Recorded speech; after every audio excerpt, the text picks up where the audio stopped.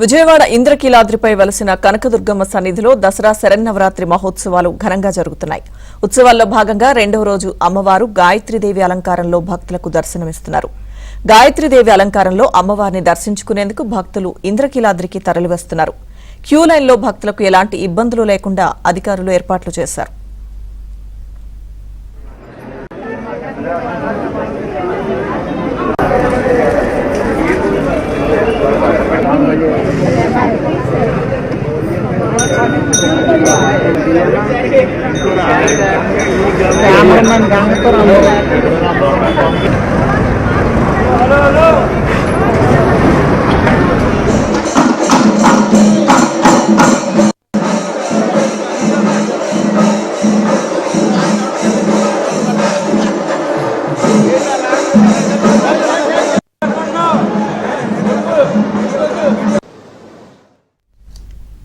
భద్రాచలం శ్రీ లక్ష్మీ తాయారు అమ్మవారి శరన్నవరాత్రి ఉత్సవాలు ఘనంగా ప్రారంభమయ్యాయి.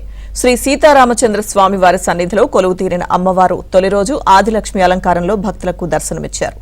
అష్టలక్ష్మి అలంకరణలు, సామూహిక కుంకుమార్చనలతో అమ్మవారికి పూజా కార్యక్రమాలు నిర్వహించారు. ఆలయంలో బాలకాండ పారాయణం చేశారు.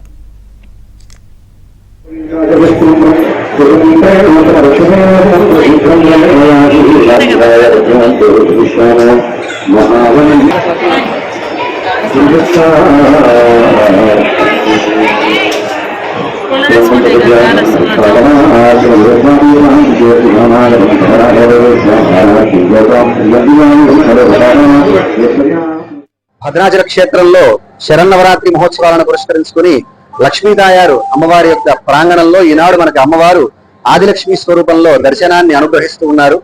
మనకి భగవానుడైనటువంటి మహావిష్ణువు ఎలాగైతే ఈ లోకమంతా కూడా వ్యాపించి ఉన్నాడో అంతర్బహిష్ట సర్వం వ్యాప్య నారాయణ స్థిత అనే వేదం ఎలాగైతే చెబుతోందో అలాగే పురాణం కూడా చెబుతోంది.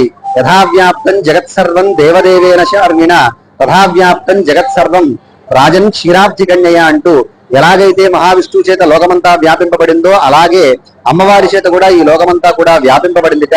అటువంటి అమ్మవారు ఈనాడు మనకి ఆదిలక్ష్మి స్వరూపంలో దర్శనాన్ని కృపచేస్తూ ఉన్నారు. వారిని అందరూ దర్శించి ధరించవలసిందిగా ప్రార్థిస్తూ జై శ్రీరామ్.